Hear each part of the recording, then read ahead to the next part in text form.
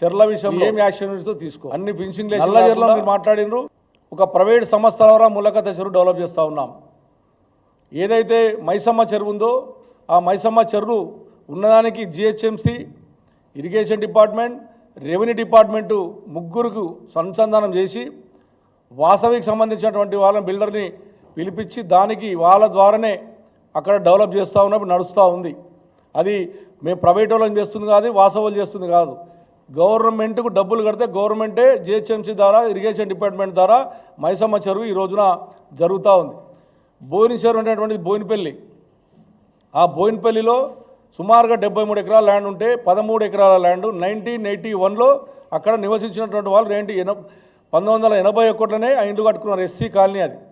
కావాలంటే అవి కూడా మీకు పేపర్లు ఇస్తాం, ట్యాక్స్ పేపర్లు ఇస్తాం, అవన్నీ ఇస్తాం. అక్కడ ఉన్నటువంటి నరసింహరావు అనే 68 సంవత్సరాలు ఆనే పుట్టాడు. దానికి నోటీసులు ఇచ్చారు మీరు. దానికి కూడా మొన్న మేము కోర్టుకు వెళ్ళాం. కోర్టు నోటీసులు డిస్మిస్ చేస్తూ కాపీ ఇచ్చింది, అది కూడా మీకు ఇస్తాం. ఏదైతే